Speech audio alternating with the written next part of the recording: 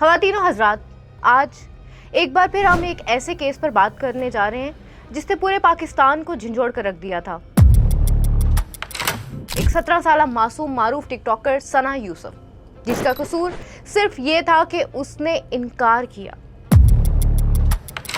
اور یہی انکار ایک درندہ صرف سوچ کو برداشت نہ ہوا اور انجام گولیاں، خون اور ایک خاندان کی خوبصورت معصوم زندگی اجڑ گئی۔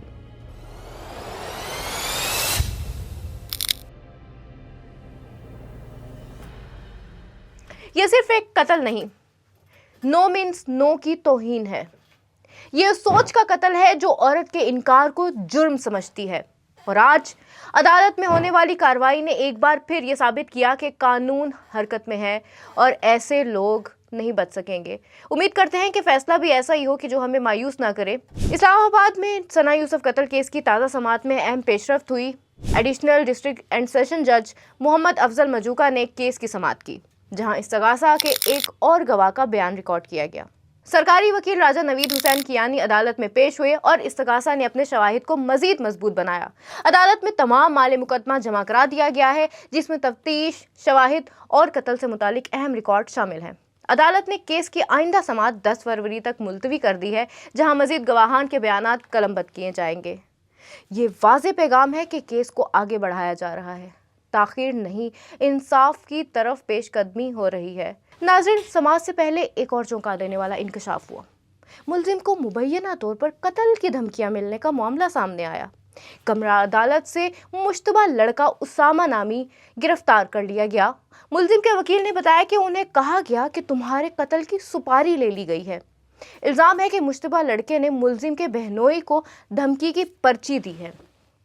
جج محمد افضل مجوکا نے فوری طور پر قانونی کارروائی کی حکم دیا کہ پولیس کو فوری اس پر کارروائی کیجیے اور دیکھیں کہ یہ کیا معاملہ ہے۔ میں تھوڑا سا آپ کو بتاتی جاؤں ثنا یوسف قتل کیس کے متعلق، ویسے تو آپ کو معلوم ہوگا۔ اصل میں تلخ حقیقت یہ ہے کہ ابتدائی تحقیقات کے مطابق عمر حیات بار بار ثنا یوسف سے رابطہ کرنے کی کوشش کر رہا تھا۔ ثنا نے انکار کیا اور یہی انکار قاتل کے لیے ناقابل برداشت بن گیا۔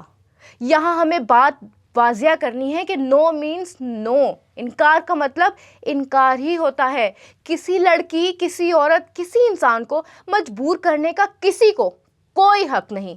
اگر کوئی انکار کرے تو اس کا مطلب یہ نہیں کہ آپ ہتھیار اٹھا لیں۔ یہ ایک ذہنی بیماری ہے، یہ درندگی ہے، یہ مجرمانہ سوچ ہے۔ ثنا یوسف کا قاتل ایک مثال ہے اس سوچ کی جو عورت کو اپنی ملکیت سمجھتا ہے۔ یہ سوچ ختم ہونی چاہیے، اور اس سوچ کو ختم کرنے کے لیے سخت سزا، فوری انصاف اور زیرو ٹالرنس انتہائی ضروری ہے۔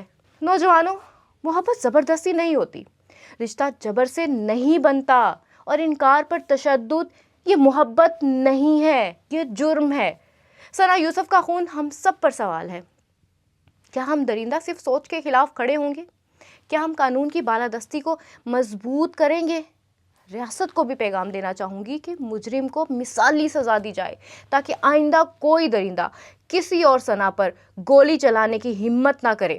کمنٹ میں مجھے ضرور بتائیے گا کہ آپ کا اس کیس کے متعلق کیا کہنا ہے۔